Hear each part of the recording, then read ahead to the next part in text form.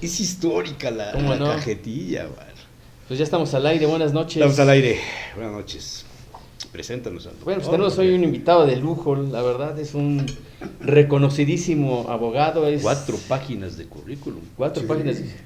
Es licenciado por la Libre de Derecho, maestro por la Ibero, tiene 2 doctorados, uno por la Universidad Panamericana y otro por la Universidad de Tlaxcala. Es autor de una docena de libros y coautor de otra docena de libros. Tiene... Perdón, ¿cuánto cobran la hora? De consulta, mano, porque Es colaborador de consulta, no sé que articulista algún de día consulta. lo necesitemos, mano. Y tiene 2 premios, uno a la mejor tesis y otro premio es... A la investigación por la Asociación Nacional de Facultades de Derecho. Así es. Pues Pues muy él vino- joven, ¿no, doctor? Eres muy joven. Pues no tanto, pero ¿Cuántos años tienes? 52. Fíjate que Sí, te joven. te ves menor, a ver si luego pasas la receta de qué shampoo usas, mano. Pues ya pocos. Nos mandó Rodolfo tu currículum y la verdad son 4 páginas y ya a renglón cerrado.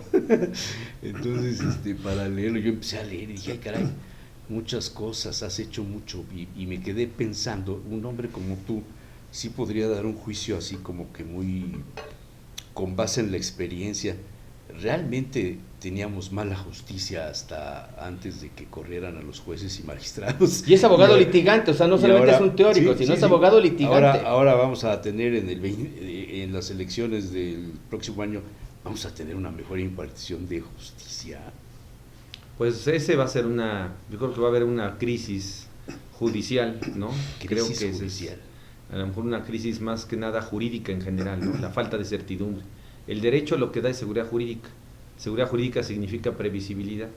Previsibilidad es saber cuáles son las conductas, digamos, que tenemos que reglas llevar del a cabo, juego. las reglas del juego.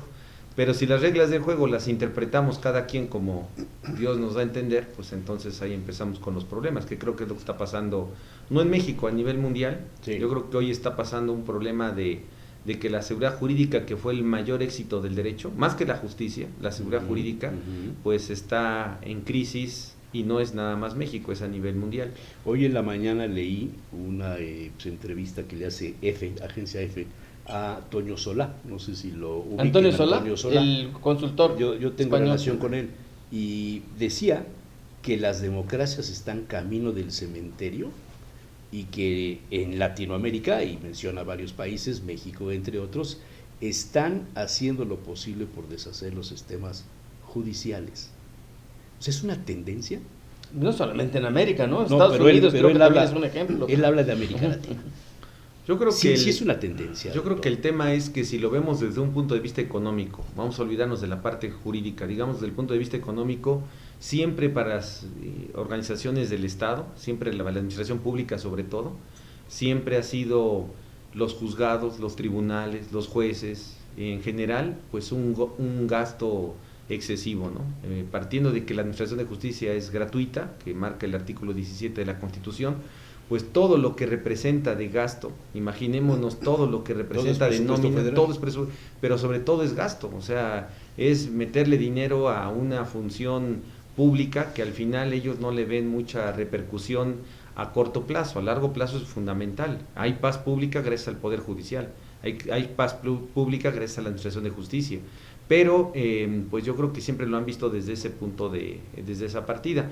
Si lo vemos desde ese punto de vista, desde el punto de vista económico, lejos de la parte, digamos, de la administración, de la crisis que existe en la Administración de Justicia, que ahorita voy a platicar porque creo que es la crisis en la Administración de Justicia, el problema es económico en razón a que, pues, desde la época de Fox y un poco antes, empezaron a hablar de que los jueces federales, los magistrados, pues ganaran más, los secretarios ganaran Para más. garantizar su verticalidad, Así es. su Y su honestidad independencia, se decía. Y su independencia. y su independencia. Entonces el objetivo era pues que no estén pensando en que les van a dar una dádiva, en pocas palabras, ¿no? Eso Ujú, que ujú. representa. Sé que una de las partes del conflicto pues no los comprara, ¿no? Así es, así Ese es. era el objetivo. Ese era el objetivo. Entonces ganaron muchos o generaron muchos logros, digamos, de apoyo económico, y pues yo creo que ese apoyo económico pues hoy ya le hace falta al Estado, porque el Estado, creo que la visión de Estado desde el último o desde el sexenio pasado, pues hemos cambiado la visión del Estado en razón a que hoy las políticas públicas de nuestro país no van encaminadas a fomentar el empleo, van encaminadas a fomentar el consumo. Lo que estamos haciendo es no generar empleos. Si ustedes se dan cuenta, la Administración Pública Federal anterior, cuántas ocasiones, por ejemplo, el titular de la Administración Pública Federal anterior hablaba de fomentar el empleo. Yo creo que contadas ocasiones. En este sexenio pues seguimos más o menos igual, pero cuántas ocasiones se ha hablado de fomentar el consumo. Todos los días se habla de fomentar el consumo, pero un consumo artificial. El consumo artificial es toda la serie de pensiones que se otorgan, las tarjetas de bienestar, y el incremento al salario mínimo, el ¿no? incremento que tanto que se presume, ¿no? Hoy subió el 12%. El 12%, ¿no? A partir del día primero ganamos más. El 12%, y pues las pensiones es crear consumidores artificiales, porque con todo respeto, el niño de secundaria, que ahora va a tener una pensión, o el mayor de 65 años, o ya los de 64 y 63, ¿no? Pero por ejemplo, el de 64, el de 65 años de ganar, bueno, de recibir 5,900 bimestrales en este año 2024, el año que viene va a recibir 7,500 pesos. Pero también esto está de la mano con el alza en los precios de las medicinas. Yo, por ejemplo, sí recibo pensión, tú yo creo que también, ¿no? Recibes pensión del bienestar, porque Seguro Social, no, porque Rodolfo nunca anunció Seguro Social, pero bueno, eso es otra historia. Y yo compraba mis pastillas, que tengo 2 cajas que tengo que comprar, la de la presión y otra tengo que comprarla cada mes, que trae 30 pastillas o 28 pastillas. Y antes me alcanzaba con lo de la pensión, ahora ya no, subieron casi el 50% los precios de las medicinas. Pero el problema es que finalmente el objetivo es que, en este caso usted, ¿no? O que la persona compre las cosas. Sí, ya entonces, no que ir a la cola del Seguro Social donde no hay. Entonces estamos generando consumidores. Y pues ese es, digamos, una segunda fase. Si lo vemos desde el punto de vista económico, hay 2 fases del capitalismo. El capitalismo productivo, que generaba trabajadores y empleados, por eso el Estado... Digamos, antes de la 4T. Pues no antes de la 4T, yo creo que esto viene de una historia incluso que se ha ido transformando después. Yo creo que el corte de caja, vamos a decirlo así, es la caída de las Torres Gemelas. A partir de la caída de las Torres Gemelas, a partir de todo lo que se dio a finales de los 90, yo creo que es el cambio mundial, ¿no? Porque en todos lados hay pensiones, en todo el mundo están dando pensiones, y hoy el fomento es fomentar precisamente las políticas públicas al respecto de esta situación. El problema que se da es, pues aquí en México, ¿de dónde sacamos ese dinero? Regresando al tema del Poder Judicial, le quitamos dinero, los fondos, el fideicomiso. Entonces quitamos fideicomiso, bajamos los salarios, y la mejor manera de bajar los salarios pues fue haciendo todo un esquema de reformas constitucionales y muy robusto. Son corruptos todos los que están. Así es, cuando en realidad el problema es un problema de técnica jurídica, de teoría del derecho. Estamos acostumbrados los abogados desde la época de cuando estaban pintadas las escuelas de derecho, que decían escuela de leyes y no escuela de derecho, o facultad de leyes y no facultad de derecho, que eso tiene desde los 50, donde los abogados lo único que hacíamos era aplicar la ley a rajatabla. A eso es lo que le llaman subsunción. Se aplica la norma porque resulta que se pasó el semáforo rojo, pues es infracción, se acabó. Y no hay más, ¿no? La ley dice lo que hay que hacer y se acaba. Y ahí viene la frase de la ley es la ley. El de la ley es la ley. Ahora, el problema que se ha presentado actualmente con el tema de los derechos humanos, que ahí quisiera yo platicar algo, es un detalle es que los derechos humanos pues están como en esta mesa. Y como están en esta mesa, los derechos humanos, pues a veces escogemos un derecho y a veces escogemos otro. Y eso de escoger un derecho una ocasión y escoger otro queda a la discreción en los tribunales, y esa discreción de los tribunales lo que se trata de hacer es hacerlo lo más racional posible, que sea lo más objetivo posible. Y entonces han metido una figura en la teoría del derecho, ¿no?, que se llama ponderación. La ponderación es valorar, son juicios de valor. Cuando hay dos derechos en conflicto. Así es, cuando hay 2 derechos o más derechos en conflicto. Sí, entonces, y el problema de los valores, y eso cualquiera lo sabemos, que el problema de los valores pues es una cuestión de quién valora, subjetiva y eterna. Y de quién valora. Y de quién valora. Y de quién valora. Totalmente discrecional. Así es. Entonces, esto con la reforma del 6 de junio y del 10 de junio del 2011, que fue la famosa reforma de los derechos humanos, y la reforma constitucional que obligó a que México cambiara su ley de amparo, pues entonces metimos esto de la ponderación, los juicios de proporcionalidad, y estos juicios de ponderación es eso, ¿no?, que un juez valore qué le vamos a dar preferencia. Y bueno, pues desde esa época tenemos un problema de que, digamos en términos lisos y llanos, a los abogados los enseñamos a jugar básquetbol y de repente los pusimos a jugar béisbol.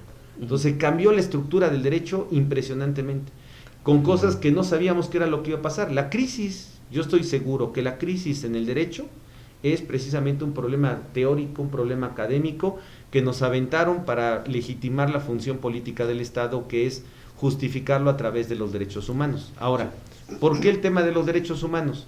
Porque hay dos posturas en la teoría del Estado. ¿Qué es preferible para el sistema? ¿Ser temido o ser amado? ¿O ser amado o ser temido? Pues y hay dos teorías. Que ser temido. Claro, Bueno, siglo XVI. todos los politólogos bueno, hablan no todos. Todos los politólogos dicen en los últimos años lo que nos aprendimos en la escuela es ser temido y no ser amado, que es precisamente Maquiavelo, es la base. Tomás Hobbes, siglo XVI. Hobbes, pero hay Leviatán. una novela de un autor que escribió una novela que se llama El tirante blanco en Valencia, ¿no? Janot Martorell, y él ¿Francés? en esa catalán. así es, catalán. Y este señor catalán en el siglo XVI, 1500 y algo, de hecho Miguel de Cervantes Saavedra en el Quijote decía que había que quemar, tengo entendido, todos los libros, y de los libros que no hay que quemar es El tirante blanco. Y en El tirante blanco, que es una novela de 700 páginas, hace mención de que es preferible ser amado que ser temido. Y si vemos cómo se han desarrollado la historia, Michel Foucault, por ejemplo, que habla precisamente de la política del Estado, de la teoría del Estado, pues él también dice, el Estado no puede siempre ser solamente temido, también tiene que ser amado. Y bueno, si vemos el origen de los derechos sociales, Bismarck en el siglo XVIII con Alemania, pues todo tiene que ver precisamente hoy con que la tendencia es ser amado y no ser temido. Los últimos autores, yo les recomendaría este autor Byung-Chul Han, un coreano que se fue a estudiar a Alemania filosofía, y resulta que este autor tiene un libro muy interesante que se llama La sociedad del cansancio. Hoy estamos cansados de todo, ¿no? Pero dentro de lo que hace mención en sus libros, ¿no? Que son muy buenos de filosofía, pero La muy sociedad del digeribles, cansancio. La sociedad del cansancio, de Byung-Chul Han. Y este autor... ¿Está traducido al español? Sí, de hecho hay cantidad de libros de él, y muchos tienen que ver precisamente con este tema, de que pareciera que hoy las políticas públicas es, digamos, enamorar al ciudadano. ¿Cómo enamoramos al ciudadano? Con los derechos humanos. ¿Cómo enamoramos al ciudadano? Con las pensiones, con los subsidios, con volverlos consumidores artificiales. Y no balazos. Abrazos y no balazos. ¿Y qué es lo que ha pasado con los derechos humanos? Pues el problema de los derechos humanos, no en México, en el mundo, es que los derechos humanos habría que ponerlo en la mesa, y eso lo dejo a su criterio de ustedes, que con esto de la ponderación y que todo es derechos humanos y todo mundo tiene derechos humanos, esta semana se volvió a reformar la Constitución, el artículo 4 constitucional. Entonces, ante tanto derecho humano, pues yo no sé si hemos convertido, y es una tendencia también de los académicos, en el sentido de que si los derechos humanos se están volviendo no derechos, porque el derecho es porque se requiere de una necesidad, es decir, hay una necesidad y entonces tenemos un derecho para poderla hacer cumplir. Y habría que señalar si estos derechos, en lugar de ser derechos, son deseos humanos. Y hoy tenemos un concepto... Y hoy estamos en la tendencia del deseo, no del derecho, claro. Y bueno, con todo respeto, pero el matrimonio de las personas del mismo sexo, habría que ver si es un derecho o un deseo. El tema del aborto, habría que ver si es un derecho o un deseo. En el carrito de compras de Amazon, la lista de deseos. Así es, más que de derechos. Vamos a los deseos. Entonces, se ha ido, digamos que, modificando los sistemas políticos en el mundo, y pareciera que estamos cayendo a ese tema, ¿no? Doctor, para un estudioso como tú, qué interesante, con una gran profundidad en el estudio del derecho y con esos criterios, estaba bien cómo venía funcionando el Poder Judicial, la Suprema Corte, o le hacían falta reformas, y si le hacían faltas, ¿se hicieron mal o eran necesarias? Eran necesarias, pero no esas. Las reformas eran académicas. La reforma era quitar, en mi particular punto de vista, hay dos tendencias, el garantismo y el neoconstitucionalismo. Hoy estamos como neoconstitucionalistas. Digamos, en términos lisos y llanos, todos le vamos al Barcelona, aunque no sepamos jugar fútbol. Entonces, el neoconstitucionalismo, ¿qué es lo que hoy está de moda? Por lo del tirante blanco. Por lo de la ponderación. Dijo, por lo del tirante blanco.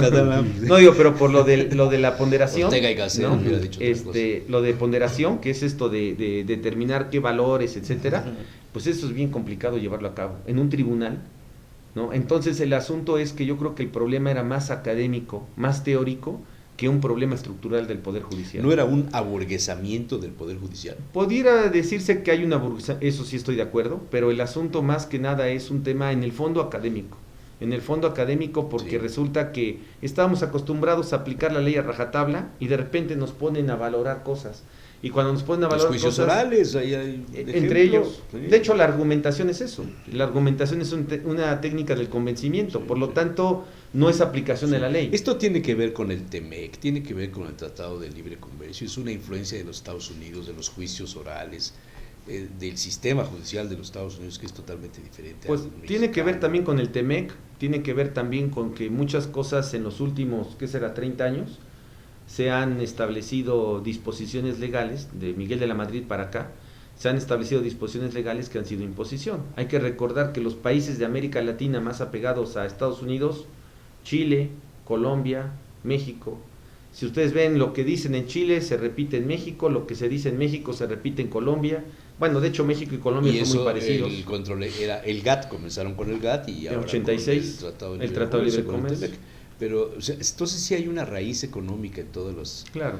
Toda la sugerencia de cambios, ¿no? Claro, sí. Los organismos autónomos también, con todo respeto, pues había algunos que honestamente hasta ahorita nos enteramos que existían, ¿no? Con todo respeto, ¿no? Porque van a desaparecer tal organismo, pues ni sabíamos que existían, ¿no? Uh-huh. Pero había otros, digamos... no, sí, había otros. INAI, que es el que más se ha mencionado, ¿no? El de INAI, pero también les voy a decir una cosa, INAI también Coneval, tenía que ver... o Ceneval, ¿cómo se llama el Coneval. Coneval. O el IFETEL, Instituto Federal de Telecomunicaciones. Que se nos interesa muchísimo, ¿no? sí. Pero por ejemplo, en el caso del INAI... No pude dormir cuando lo desaparecieron. En el caso del acceso a la en el acceso del tema de acceso a la información y protección de datos personales. Sí. En el tema de protección de datos personales, está en el artículo 16 constitucional, ellos tendrían que estar castigando, digamos, a todos aquellos que difunden la información que se tiene en un consultorio. Se violenta con los teléfonos celulares en todas partes, con las búsquedas en Google, ahí están. Bueno, si filtran el padrón electoral, lo venden. Entonces, la verdad también,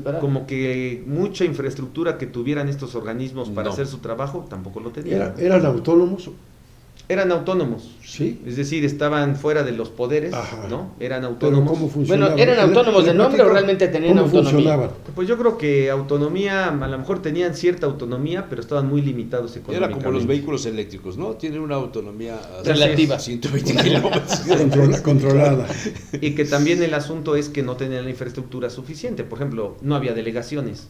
Si yo acuso a mi médico que fue a dejar la información de mi médico a una farmacia y me está hablando la farmacia aquella diciendo compra tal medicina, porque ese fue el tema de una farmacia que no puedo decir nombre ni apellido, ¿verdad? Pero el tema es, eso es difundir información que no corresponde. El asunto es cuando llegó una inspección de estas entidades para imponerle la multa al médico, al psicólogo, al contador, al abogado.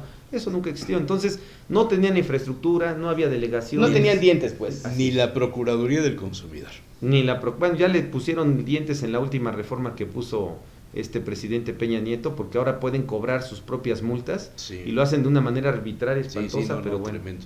Así es. Doctor, y esta crisis, digamos, del Poder Judicial, es una crisis que va para largo, ¿no? Pues el tema de la crisis, yo está empezando. Sí, está empezando porque es una crisis judicial, o mejor dicho, una crisis jurídica. Si ustedes lo comparan con una crisis económica, las crisis económicas se paraban con disposiciones jurídicas, los pactos, las reformas legales, el FOBAPROA y todo esto, que bien o mal, pero paró las disposiciones, y todo eran sí, acuerdos políticos jurídicos. Eran, así es, ¿no? Que después se transformaban en cuestiones jurídicas. Si hoy el problema es lo jurídico, ¿con qué lo vamos a resolver? El riesgo es que si este problema es jurídico... Pues con lo político, ¿no? Pues no sé si lo político genere después un problema de descontrol total, que lleguemos a una guerra civil. Digamos, ¿tan grave está el tema? O sea, ese es un asunto, es un asunto que ya los analistas internacionales plantean que en algunos países de Latinoamérica, no mencionan nombres, solo dicen algunos, el New York Times hizo un análisis hace como que cuando se pierde la incertidumbre, cuando se pierde el Estado de Derecho, el paso inmediato es abrir la puerta a una guerra civil. Y en este caso sí hay gente interesada en una guerra civil si nos ponemos a pensar en el negocio del narcotráfico y en el negocio de las armas. el que viene del otro lado, como en la Revolución Mexicana, igualito. Ya no iremos a Nueva York a pedir dinero. Ya aquí hay un autor excelente que está de moda ahora en la filosofía, que se llama Slobodan Žižek, Žižek, ¿no? Que no lo sé a pronunciar como debe de ser, pero bueno, este autor Slobodan Žižek dice, los chinos están preocupados porque tienen el armamento, pero pues no saben para qué utilizarlo. O sea, quieren generar una guerra, y pero los Estados Unidos no hay forma de entrenar su armamento. El mercado. Estados Unidos tiene el mercado. Tiene el mercado y sí tiene también la manera de... Los detonantes. Así es, ¿no? Y China pues anda viendo a ver con quién, como que busca un sparring, ¿no? Entonces, ese es un riesgo, ¿no? Oye, doctor, dicen que los problemas de México han sido básicamente dos en toda su historia: la desigualdad y la justicia, o la injusticia. ¿Por dónde empezar un gobierno con esta papa caliente derivada de la reforma al Poder Judicial? ¿Por dónde abrir la llave para desinflar un poco la presión? Pues el problema es que de hablar de la igualdad jurídicamente tiene un problema grave, porque precisamente por eso se equivocan a veces mucho las políticas públicas de izquierda. La igualdad, hay dos tipos de igualdades, la igualdad simple y la igualdad jurídica. La igualdad jurídica significa darle a cada quien lo que le corresponde. Y la igualdad simple, incluso peyorativamente le llamamos igualitarismo, que significa todos parejos. Todos somos iguales. Y entonces el asunto es diferentes, totalmente diferentes. Claro, esto si lo comparamos con el hospital, igualitarismo sería que todos los que llegan les ponemos supositorio, ya como van llegando. Igualdad jurídica es darle a cada quien lo que le corresponde. Y a uno suero, a otro. Habría quien diera 2 vueltas. Y habría quien diera así es. Entonces el asunto es que en ese orden de ideas el problema es que a veces confundimos la igualdad simple con la igualdad jurídica. De hecho, para ser honestamente de políticas públicas de izquierda tiene que ser gente más pensante que en las políticas públicas de derecha. Es más fácil dotar derechos de libertad. Hay que recordar que las derechas protegen derechos de libertad y las izquierdas protegen derechos de igualdad. Nada más que la igualdad no es igualdad pareja como ahora las pensiones y los consumidores artificiales, porque con todo respeto, pues de qué le va a servir 5,900 pesos a Carlos Slim, ¿no? Bimestralmente. Entonces, pero hay alguien que con esos 5,900 a lo mejor sobrevive no sé cuántos es el meses, 30% ¿no? de su ingreso. O más, ¿no? Sobrevive. Así es. Entonces, el asunto es que yo creo que uno de los temas o sea, el fondo del asunto, tanto de la justicia como de la igualdad, es un problema en la universidad, es un problema de las escuelas, es un problema de cómo estamos generando las nuevas generaciones, es lo que les estamos enseñando a las generaciones en las universidades, y hoy, después de la crisis que hubo en este espantoso tiempo que tuvimos de la pandemia, es un tema bien delicado, ¿no? Es un tema bien delicado porque las próximas generaciones, vaya, lo decimos de broma, pero un médico, con todo respeto, pero un médico aprendió por, ¿cómo se llama? Por Zoom, ¿no? Entonces, oye, tuve una charla informal con un funcionario de la Escuela Libre y le decía yo, oye, con todos estos cambios que hay en la Constitución, sí, con todos estos cambios, vienen a desayunar mucho aquí, con los cambios que hay en la Constitución, todo lo que está pasando y esto, ustedes van a tener que modificar los planes de estudio, ¿no? Y todavía no saben sí cómo ganar una elección, por ejemplo. Pero, tendrán ahora que aprender. Si se van a elegir, pues cómo ganar una elección. El plan de estudio se va a tener que modificar, ¿no? Pues tanto así como... No solo de esa escuela, o sea, en términos generales, las facultades de Derecho, ¿no? Pues tanto que el problema es que está divorciada la práctica, la justicia de la calle, con lo que sucede en la academia. Ese es el gran problema que hay. Y entonces en la academia ponemos en los pizarrones grandes teorías, que en la calle es agárrense y sálvese el que pueda, ¿no? Y que la academia guardara un cómplice silencio frente a las reformas, o sea, bueno, la verdad es que los académicos, no opinaron, las universidades, los colegios de abogados, las barras de abogados, las barras en la Ciudad de México, con algunas excepciones, quizá la barra, pero los colegios, las universidades, los directores de facultades de Derecho, la verdad es que fueron cómplices. Hay un caso de una reforma fiscal que se llevó a cabo por una queja de un colegio de abogados, y el colegio de abogados de la reforma fiscal aquí en México, y el colegio de abogados era el colegio de abogados de Chicago, y se reformó el código fiscal en el año 2021, un artículo de ahí, precisamente por la queja, pero del colegio de abogados de Chicago, de Estados Unidos.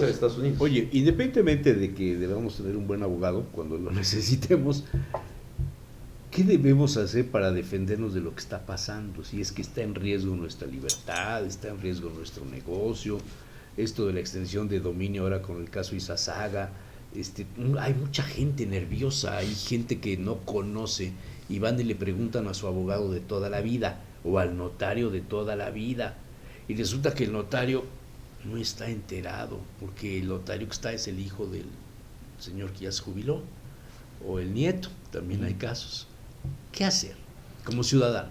Como ciudadano yo creo que uno de los temas, incluso hay un autor israelita, Yuval Novari. Ah, claro, buenísimo, en el último libro que tiene, en la parte ahí del prólogo. Hay que releer. Hay que releer, sí. En ese libro él hace mención de que el problema que existe actualmente es que la gente no se quiere informar, no quiere saber, no quiero ver noticias, no quiero enterarme de nada. Hay una apatía. Y lo que prevalece es la posverdad. Ah, no, esa es la que domina. Sí. La posverdad domina. O sea, lo que se sale en redes, lo que, digamos, difunden los medios. Es impresionante. Y entonces, fake news. Y entonces el problema que existe actualmente es que la gente no está enterada. Y dice este autor dice, la información siempre te lleva al conocimiento. El conocimiento siempre te lleva al éxito. En cambio, en cambio, el problema de lo que hoy existe, que es el desconocimiento, la ignorancia, no te lleva a ningún lado. Entonces, yo creo que como ciudadano de a pie tenemos que estar enterados de lo que pasa en los medios con nuestras debidas reservas, ¿no? Sí. Lo que dicen cruzar información, buscar el etcétera, fondo, ¿no? Y también lo que necesitamos es documentarnos, necesitamos leer, necesitamos ver qué es lo que dicen. Necesitamos ver qué es lo que dicen los sociólogos. Los sociólogos y los filósofos que están escribiendo hoy, que desafortunadamente no son mexicanos, son extranjeros, son pero que hablan del entorno del mundo, y el entorno del mundo está cambiando. Repito, el tema es que estamos en un tiempo, decían los romanos, interregno. Entre un emperador y otro había un lapso de que no sabíamos qué iba a pasar, y eso le llamaban el interregno, ¿no? ¿Es un cambio de época? Un cambio de época, ¿no? Y el cambio de época que estamos viviendo es ¿no? De un capitalismo financiero que está implementándose a un capitalismo productivo. Europeos, autores coreanos, autores japoneses, autores chinos, americanos, ¿no? Autores europeos, ¿no? Que es lo que está y darle una repasadita a Bauman nuevamente. Ah, no, sí, Bauman es... El problema del derecho hay que enfrentarlo desde el flanco de la educación. Sí, claro. Ahí está la punta de la madeja. Y de todo, y de todo. La educación es básica en todos los países. Pero pues hoy la educación se está volviendo una cuestión operativa. El problema es que lejos de generar educación con pensamiento y con crítica, estamos haciendo un trabajo que los profesionistas se vuelvan técnicos operativos. Sí. Y como son técnicos, pues hoy la máquina la sé manejar porque es la de hoy. El día que me pongan otra máquina, pues no sé ni dónde se prende. Y entonces, ¿qué estamos haciendo? Generando, o provocando, creando generaciones de puros técnicos. Más manual y menos intelectual. Pues, operativo, es, operativo, ¿no? Entonces, ¿qué está pasando con todas las profesiones? Pues es como manejar la maquinita, y pues eso nos quita la capacidad de pensamiento, ¿no? Los gobernantes en general, en los estados, en el país, ¿están entendiendo lo que implica todo este interregno? Ay, esa es muy buena pregunta. Pues yo creo que... Oye, ¿puedo unirla a una pregunta que traía yo y dije casi al último? Pero, ¿tú cómo ves esto de la idea que van a proponer en el Congreso a partir del día 15? ¿La de devolver el fuero? No, de la castración química. Eso está prohibido en la Constitución. El artículo 22 de la Constitución. Lo van a proponer. Sí, el artículo 22 de la Constitución prohíbe las penas inhumanas. Las penas inhumanas son las que afectan al físico de las personas. Ajá. Las penas inhumanas son las que afectan a la dignidad humana. Esa es una pena que contraviene la dignidad humana. El gobernador electo lo declaró formalmente. Y lo ha defendido. Y ha defendido este tema de la castración química. En otros países se ha usado. En Europa y en Latinoamérica. En Inglaterra en Chile, había una propuesta, de que como les costaba muy caro tener a una persona en la cárcel, entonces le iban a inyectar para dormirlo. Entonces le iban a dormir 10 años y ya después... Una pena de muerte de alguna manera. Le inducen un coma casi. Pero esto de la castración se usa incluso en algunas ciudades, en algunos estados de los Estados Unidos y en varios países, Perú, Chile y algunos otros.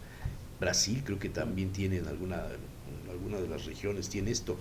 Yo me puse a investigar y hablé con personas que están dedicadas a la psicología de de las ciencias forenses para saber si esto puede realmente servir o no servir y todo este asunto. Y llegué a la conclusión que lo que uno tiene que hacer es dejar de comer cornflakes. ¿Por qué deja de comer? No saben la historia del doctor Kellogg. No.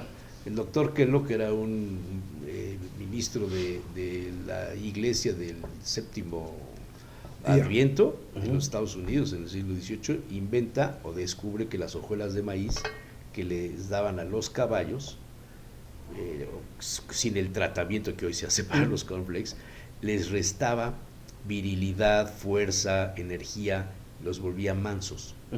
Y entonces en el seminario del séptimo Adviento de todo este rollo en la ciudad de no me acuerdo cómo se llama, él hacía los desayunos con las hojuelas de maíz, que antes era el alimento de los caballos, para bajar la libido sexual a los jóvenes que estaban estudiando y para que no hubiera relaciones entre las familias y todo este asunto. Y de ahí surge la empresa, junto con su hermano, de cornflakes de Kellogg, el doctor Kellogg. ¿No sabías esa historia? No sabía. Es un breviario cultural. Pues sí, el tema yo creo que tiene que ver con la cuestión educativa, ¿no? Y luego, la otra pregunta. ¿Las escuelas de Derecho de las distintas universidades están conectadas a las necesidades de estos cambios? ¿O están en la vía ortodoxa de preparar a los futuros abogados? Pues yo creo que están en una vía, a veces como que de un divorcio que existe entre la academia y lo que está pasando todo el día en los tribunales. Yo creo que eso no es un problema de hoy, es un problema de que la educación en general, creo que ese es el gran inconveniente. Yo creo que si ponemos un ingeniero va a pasar exactamente lo mismo. Los médicos hasta después van al hospital y hay unos que la brincan con las y otros prácticas. que no, con las prácticas. Pero yo creo que tenemos un problema muy evidente en cualquier tipo de universidad, sea pública, sea privada, etcétera, en relación a nuestro sistema educativo, ¿no? Un sistema educativo operativo, atractivo ahora comercialmente, porque estamos reduciendo, por ejemplo, semestres. Ya no vengas a estudiar 5 años, vente a estudiar 3, 4. Sí, ya son 8 los semestres, sí, ¿no? Ahora o cuatrimestres. Hay que sacar rápido a los hay que estudiantes sacarlos para que entren nuevos. No, porque y para eso que significa estos, colegiaturas y también. y para que estos se queden a estudiar una especialidad, una maestría, Claro, un y doctorado. te pasas ahí 20 años estudiando sin ser efectivo sin en nada. producir nada. Entonces, yo creo que ese es un problema económico, digamos, desde el punto de vista económico en general de las universidades, un problema de cómo están previstas sus regulaciones, y luego también que desde el otro punto de vista, lo que decía de los programas educativos o los programas de las materias, los planes de estudios, se han estado quedando muy atrás, rezagados en lo que está pasando en el día a día, ¿no? Pero no hay una sola escuela, una sola facultad de derecho o de leyes que, digamos, que esté tomando una alternativa distinta, diferente a esta. Pues acuso ignorancia. Lo cierto es que la base principal tiene que ser de escuelas, digamos, clásicas. Lo que sigue siendo fundamental es lo clásico, ¿no? Eso es lo que te permite tener criterio jurídico, que hoy el problema que hay, es que no hay criterio jurídico. Y entonces, ¿cómo se fomenta el criterio jurídico? Con la materia de filosofía del derecho, con derecho romano, con introducción al estudio del derecho, con esas materias que son las materias básicas. El humanismo mexicano, que es vital ahora. Desde luego. Entonces, el asunto es... y ya hasta después, libros hay ya. Y ya después, pues van tomando van tomando, digamos, eso su no te matiz, quieren. ¿no? Pero el problema es que se está volviendo demasiado operativo, ¿no? Ahora, la formación tuya la adquiriste con mayor calidad, con mayor peso, dentro de las aulas o fuera de las aulas, o en la praxis. En la práctica. Pues yo creo que fue dentro de las aulas, pero también fue dentro del que desde tercer año de la carrera me puse a trabajar. Y entonces como la que empecé a ver la necesidad. Y el autodidactismo, la pues práctica y el sentido. Y yo creo que un tema muy importante es la vocación. Yo creo que si no tiene una vocación, y yo creo que desafortunadamente en la carrera de Derecho, el problema que hay es que, pues, como mi papá fue abogado, pues tú debes ser abogado. Y como tu abuelo es abogado, tú también. Entonces, estudian lo que, pues, y ahí hay grandes fracasos, no nada más en Derecho, también lo hacen los médicos, los contadores, los periodistas, ¿no? Entonces, en general, pues yo creo que eso de imponer algo, creo que eso ahora, está... ¿qué va a pasar? Y los políticos. Y los políticos. Los políticos dejan a sus hijos, a sus nietos. ¿Qué va a pasar con la renovación del Poder Judicial? Pues va a haber una crisis porque la mitad va a entrar en funciones el 1 de septiembre del año que viene. Del 2025. 2025. la primera, digamos que la primera ronda, y la segunda ronda hasta 2027. O sea, va a haber asuntos, digamos, juicios que se queden a la mitad. No, todos. Sí.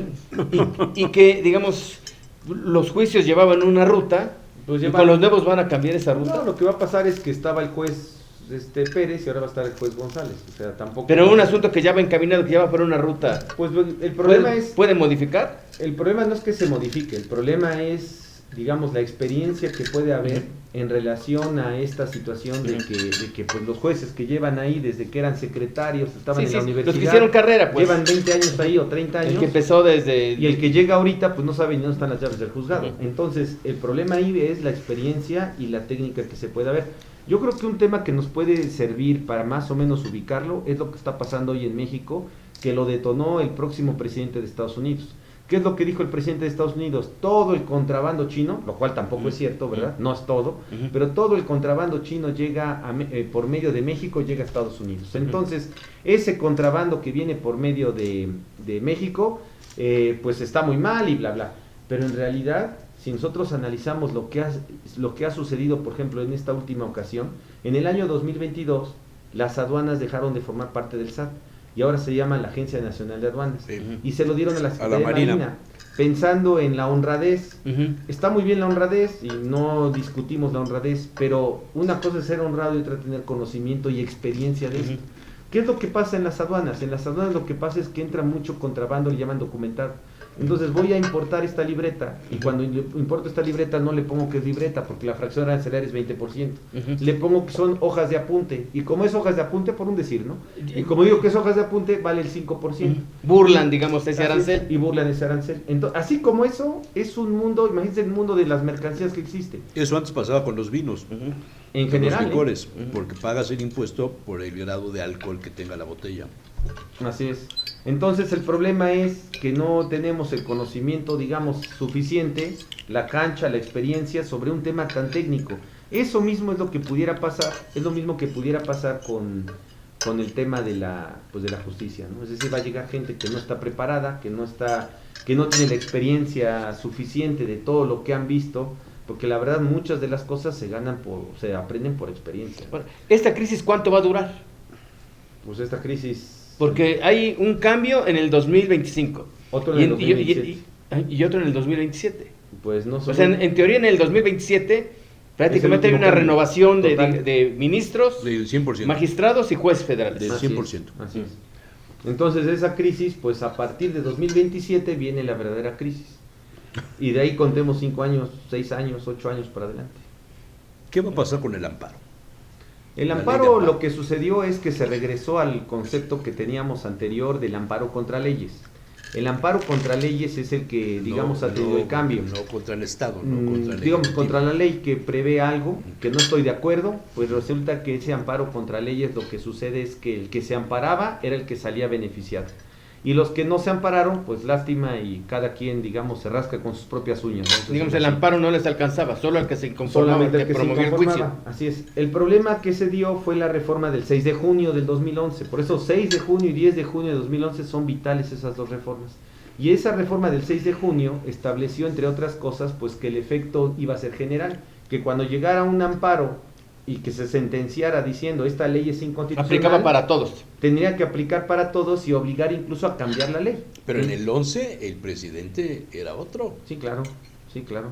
Y la reforma de la ley de amparo fue en 2013, que también el presidente era otro. Peña Nieto. Por eso esto no es una cuestión de que empiece con esta administración anterior, esto es una cuestión de tiempo, ¿no? O sea, no es una cuestión, digamos, que hoy abrimos la cortina y hoy la cerramos. ¿Formó parte de algún acuerdo internacional que Peña Nieto? Pues yo no diría que son acuerdos, yo digo que son imposiciones. Imposición, o sea, el TEMEC sí pesa. El TEMEC, si platicamos ahora la del OCDE TEMEC... y no sé qué. Sí, no, desde luego que eso pesa muchísimo. Pero bueno, regresando a este tema, a lo que viene siendo, digamos, el asunto del amparo, ¿no? Y si quieren después, ahorita platicamos algo de las reformas laborales y lo que ha pasado con el TEMEC. Pero en el tema del amparo lo que está sucediendo es que pues se generó esta posibilidad de que incluso se suspendiera el efecto de las leyes. Hay leyes orgánicas, leyes administrativas, leyes estructurales que cambian algo de la estructura porque el titular de la administración pública quiere que se cambie para hacer algún bien, alguna función. El asunto es que sacaban esa ley y por ahí salía una asociación, un organismo de estos no gubernamentales, se promovía un amparo y decía, no se puede aplicar esta ley. Y entonces lo que quería hacer de buena voluntad ese titular de esa administración pública, pues resulta que ya no se podía hacer. Y entonces, ¿cuánto tardaba en resolverse eso? Pues 1 año, 2 años. El sexenio es de 6, pues ya se acabó el sexenio y no pudimos hacer lo que queríamos hacer. Entonces, ¿qué es lo esos amparos que se le llaman ahora en la academia y así rimbombante litigio estratégico, que así le llaman?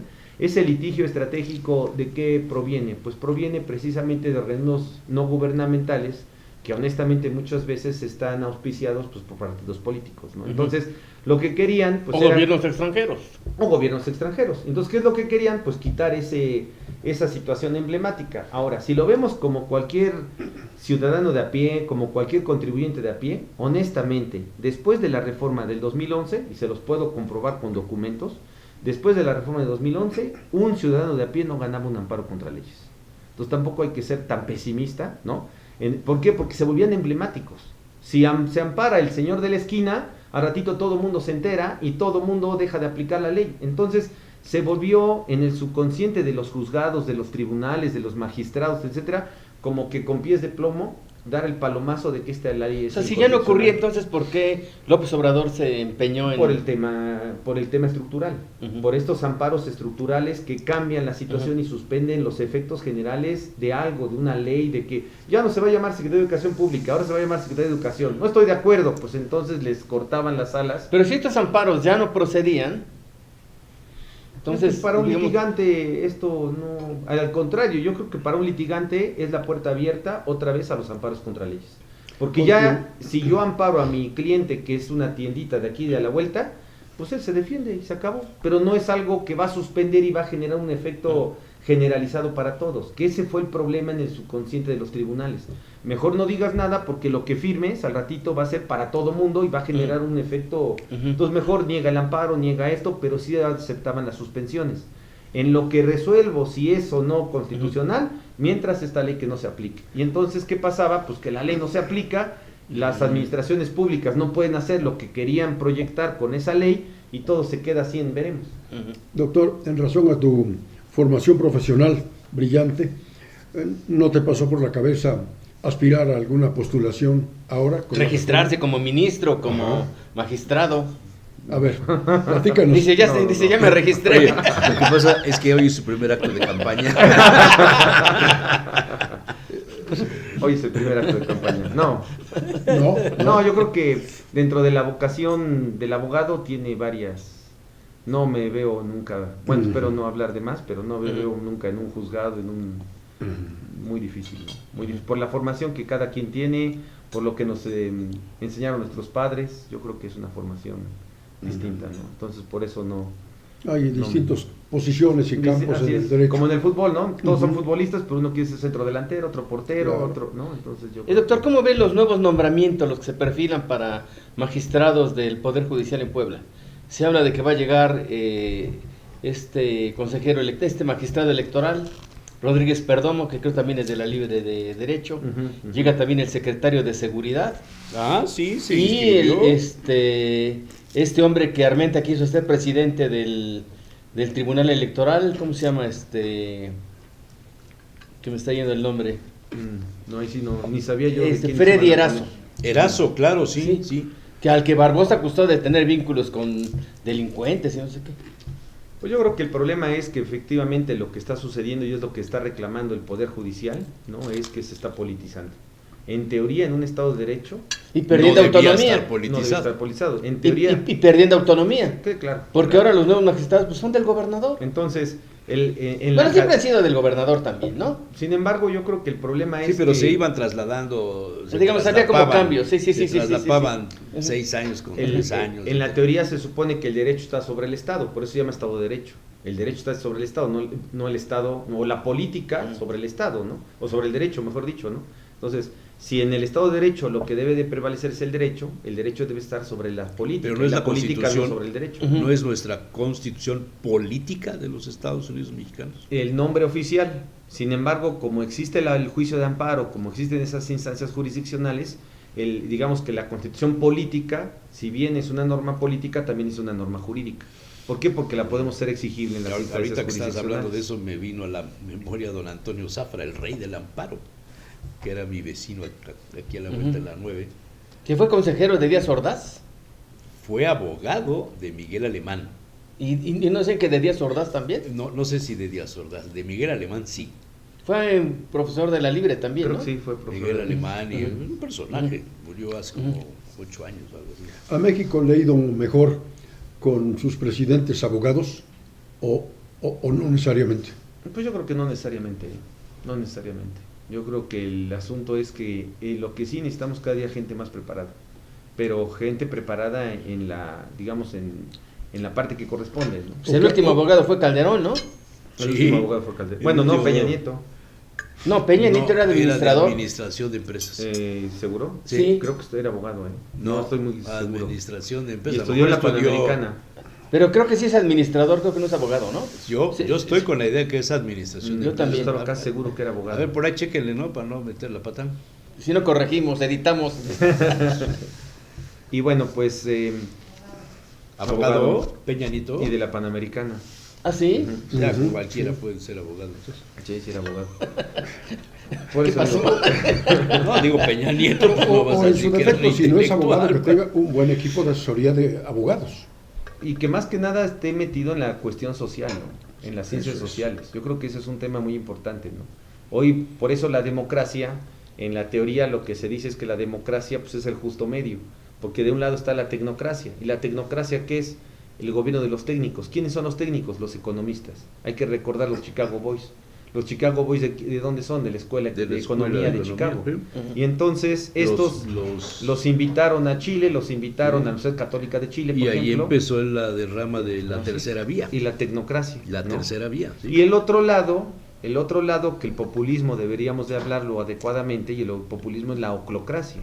La oclocracia significa el gobierno que toma medidas sobre las rodillas, ¿no? Que las tomamos así al bote pronto, ¿no? Y esa es la oclocracia. Entonces, la democracia tiene que ser el justo medio. Ahí les recomiendo un libro, un autor extraordinario, incluso ha venido a la Feria del Libro de Guadalajara, Daniel Innerarity, español, y él habla de la democracia compleja. Dice que tiene que hacerse la estructura de la democracia lo más compleja posible, dice él, para que cuando lleguen simios a gobernar, no destruyan el Estado de Derecho, ¿no? Entonces, el asunto Como es no que lo leímos necesitamos... antes eso. Y entonces el asunto es que precisamente la democracia es el justo medio, ni oclocracia, populismo, ni Ajá, tecnocracia, ni que tecnocracia. una cosa es esta democracia, tecnocracia, oclocracia, y otra cosa es ser de izquierda o derecha, que es otra cosa, ¿no? Pero en el tema de la democracia, por eso es muy, muy difícil de llevarla a y cabo. vas a Ahora, decir- la democracia también está en revisión y los modelos democráticos. Sí, no, desde luego. Ujú. De hecho, todo es postidealismo, Claro, hoy todo claro. es postpensamiento, hoy posverdad, ¿no? Como bien lo comentaba usted. O sea, hoy estamos en hay ese... un autor que dice que hay que redemocratizar a la democracia. Boaventura de Sousa Santos, un portugués. No sé, pero... Sí, que hay que por ahí va el democratizar asunto. la Hay democracia. que redemocratizar Ujú. a la democracia. Ibas a decir algo sobre el tema laboral. Del tema laboral acuso ignorancia en la parte, digamos, laboral, pero en la parte, digamos, de lo que ha sucedido en la cuestión laboral en los últimos años, tanto expendio de derechos laborales, yo les recomendaría que leyeran o escucharan el discurso del presidente Trump el 29 de enero del 2020. Fue cuando firmó el tratado nuevo, el TEMEC, porque el Tratado de Libre Comercio, el Telecán del 94, se desapareció con el TEMEC. Sí. Y el 29 de enero del 2020, que estábamos al cuarto para las 12 de la pandemia, resulta que cuando lo firma dijo, entre otras cosas, verdaderamente es un tratado de competitivo, un tratado de práctica económica, un tratado de libertad económica entre los Y tres donde países. puso condiciones a México, entre ellas la de elevar los salarios. Esa es una. Y Esa es dos, una de las condiciones. Bueno, pero en ese discurso... Igualar. En ese Igualar. discurso lo que dijo es, vamos a desaparecer el TEMEC, el Tratado de Libre Comercio, perdón, porque acuérdense que ese lo firmaron el Partido Demócrata, él es republicano, este nuevo tratado es republicano, y entonces dijo, vamos a quitar el Tratado de Libre Comercio, el Telecán, porque ese tratado fue simplemente un tratado de subcontratación. Con eso dijo todo. Inmediatamente, ¿qué es lo que sucedió? El aumento del salario mínimo, el asunto de las outsourcing, la reforma esta que hubo las outsourcing en 2021 aquí en México, y toda la serie de derechos laborales que se han establecido es implementar cargas laborales excesivas a las empresas al cuarto para las 12, que no están preparadas para eso. Ustedes saben que las empresas, incluso poblanas, abre uno la puerta y tiene 300, 600 trabajadores. Eso es un costo hoy espantoso. Muchas de las empresas han quebrado precisamente por el costo laboral, y porque algún día se decidió invertirle al costo laboral y no invertirle a las máquinas. Las máquinas salen mucho más caras, la tecnificación de las empresas. Y eso está cambiando. Con la inteligencia artificial, con la robótica, con las nuevas tecnologías, todo eso está cambiando. Ahí está el libro El caso de los textileros es un ejemplo tremendo. Nunca renovaron. Había más de 100 empresas textiles, 100 empresas de calcetín aquí en México, aquí en Puebla. Había más de 100 empresas de calcetines a finales de los 90, hoy no creo que queden más de 2. Las maquiladoras de Teciutlán, ¿no? Las de Tehuacán, las de Tlaxcala, las de aquí de Puebla. Bueno, las de Camel. ¿No? Hoy ya no existen empresas maquiladoras. ¿Por qué? Por el costo que se generó, y todo fue no por el tema de las políticas públicas del país, sino por una imposición internacional. El seguir aumentando el salario mínimo en los porcentajes que se están aumentando. Así pues inviable a cualquier empresa, digamos, mantener esa carga laboral. Y luego si aparte le sumamos el asunto de que la tecnología y luego el otro tema de que desafortunadamente cada día las personas estamos menos capacitadas. Ahora, ¿qué va a pasar con la revisión del tratado? ¿Hacia dónde vamos? Pues yo creo ¿O qué es lo previsible con un presidente como Trump, que está imponiendo condiciones tanto a Canadá como a México? Espérate, y luego México, tanto Canadá como México están diciendo, pues, como que tanto Estados Unidos como Canadá están diciendo, pues México como que debería quedar fuera, pues. Yo creo que son presiones que se están llevando a cabo, hay que hacerlo a lo mejor más objetivo, porque también los americanos necesitan a los mexicanos, ¿no? Como decía Fox algún día, ¿quién Trump se pone sigue a...? Que el trabajo que ni los negros quieren hacer. Así es, Trump ¿no? sigue en campaña. Así es. Sí. Bueno, y el de Canadá también. El de Canadá tiene que levantar su imagen porque va a perder las elecciones. Entonces, el tema es que yo creo que eso va a terminar en que nos van a establecer muchas cuestiones relacionadas con el problema del narcotráfico, que eso ya es un problema para ellos, sobre todo con el fentanilo, el famoso fentanilo. Yo creo que va a haber ahí unos cambios muy drásticos en ese tema. El tema del contrabando, que yo creo que también van a ponerle el dedo ahí con la cuestión del contrabando, que lo que está pasando, que aquí en México, con esta creación de esta administración, nos hemos vuelto nada técnicos en ese tema, que es sumamente técnico. Sí, pero ellos están en contra del contrabando chino. Claro, pero el contrabando chino también entra por México. No, sí, claro. Y por Perú. Claro, sí, claro. El nuevo y puerto por Guatemala. Que acaban de inaugurar ahorita, Guatemala y Nicaragua. Guatemala vende el camarón para Estados Unidos, diciendo que es de Guatemala y resulta que es de ¿por qué no hacemos algo para el contrabando que viene de los Estados Unidos para México? Ay, nunca lo hemos hecho. Ahora, ¿qué va a pasar con el nearshoring? Pues esto del nearshoring, pues yo creo que en la época Trump, pues así como llegó, parece ser que se va a ir. Ojalá y no. A lo mejor lo que va a pasar es que se van a crear empresas tecnificadas, ¿no? Es decir, que en vez de que se ponga una planta americana con 300 trabajadores, se va a poner con 30. Bueno, voy a la noticia del día. A ver. Tu archivo. Está amarillo. Además tengo 2 ejemplares. Lo saqué porque me acordé la semana, el día 2, me acordé que cumplió años Guillermo Jiménez Morales, el 2 de diciembre. Tú ya trabajabas ahí, ¿verdad? Sí, cumplió creo que 94 años. Cuéntanos la historia de este periódico. Guillermo Jiménez Morales, un gobernante que habla, entiende y que se identifica con todos. Es que es el ejemplar que nos platicó de Tribuna, de don Enrique Montero. Se cumplen 350 días de un gobierno de la Casa Puebla a Los Portales, pasando por los 217 municipios de la entidad. Ha buscado y procura robustecer la comunicación. Tenemos que pensar y actuar en grande. La jornada diaria se inicia a las 6 de la mañana, corriendo, jugando básquetbol o tenis, haciendo ejercicios o nadando. Sus colaboradores dicen, con él no hay medidas, todo lo quiere en grande. Todas las puertas de la Casa de Gobierno fueron abiertas. Y ahí le sigue todo un rollo. Un publireportaje. Esto salió un ejemplar, creo nada más, ¿verdad? Yo no conocía esto. Ay, ¿cómo no lo vas a conocer si tú no me acuerdo? Bueno, está tu firma allá adentro. Estas fotografías, blanco y negro, sí se ven o las cambio de cámara.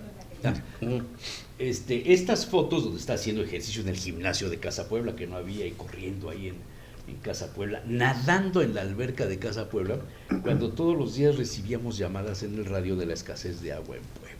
Esta foto de la alberca costó que no volviera a salir. Que no se volviera a editar. Que no volviera a salir. Es interesante, ¿verdad? Ahí están las fotos, nadando el señor gobernador Guillermo Jiménez Morales, jugando tenis, sus hijos, su familia, su esposa. Ahora no tiene ni cabezal, ¿verdad? No están el periódico. No están las edecanes, pero... Qué interesante. Digo, no están las edecanes, pero también debían haber estado ahí. Guillermo Pacheco Mulido, Carlos Palafox, Don Blas Chumacero, man. Es interesantísimo, ¿no? Un periódico, esta es la inversión pública propuesta por sectores para el Estado de Puebla en 1982. Aprobada por el COPLADEP. 1962. 82. Tú ya estabas ahí, ¿no? 82. La campaña, ahí con el pueblo. El pueblo pide y hay que atenderlo, decía el señor gobernador Guillermo. ¿Y ya era gobernador? Ya era gobernador, mi querido Memo, bueno, ahí está. ¿Quién lo hace? ¿Quién lo hizo? Yo creo que Enrique Montero, ¿no? Tribuna Radiofónica, Enrique. Sí. Pero no trae cabezal. No trae cabezal, se regalaba. Por ahí viene el crédito. No, yo lo he buscado y no aparece. Pero fíjense nada más cómo era la comunicación en aquellas Pues igual épocas. que hoy. Hoy también mandan a hacer periódicos. Lo pongo como ejemplo. Publicitan también al candidato o al gobernador. Lo pongo como ejemplo. O sea, la comunicación en esencia no ha cambiado. Acá está. Producciones EMPO.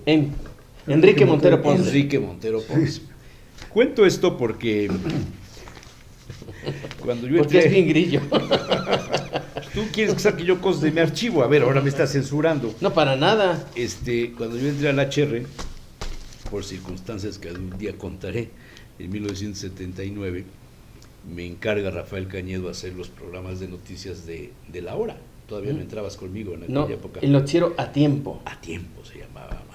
Y entonces yo tenía que llegar a pasar en vivo porque no nos dejaba grabar, el sindicato no nos dejaba grabar, no tenía yo un buen abogado que me defendiera. Entonces llegábamos al 5 para las 10, ahí afuera, en el Ayes, en la azotea, esperando que saliera... Sexto piso. Que saliera Enrique, que saliera Ermita, que saliera... Pilar. Hilda Luisa Valdemar. Yagunito, que todavía vivía. Amado Yaguno, No, Efraín. Que escribía muy bonito, Sí, escribía muy bonito.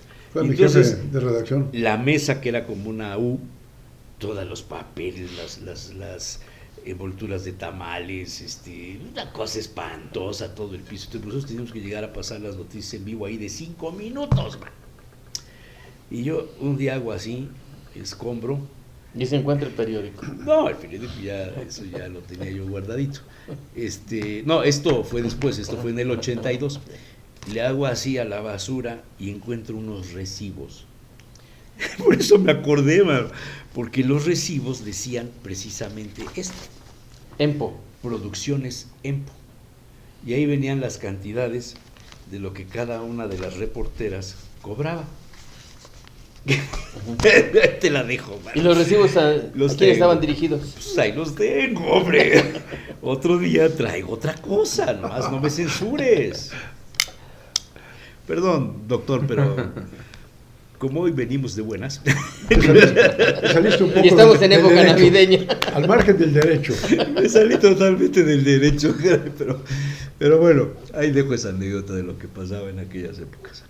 Pues doctor Silvino, muchas gracias por habernos acompañado. Gracias por Una verdadera clase. Doctor, a mí doctor. me encantaría de veras que no fuera la primera y la última, porque creo que pláticas como estas nos enseñan, nos echan a andar el cerebro y nos hacen pensar. Nos hacen pensar, pero el día que tú quieras, el día que tú tengas un tema que le hables a Rodolfo, a Javier, o conmigo, o con Flora, y nos digas, quiero hablar de esto, y serás bienvenido. Muchas gracias. Claro, muchas gracias. por supuesto. Muchas gracias, doctor. Invitado de Gracias. lujo, Invitado de lujo.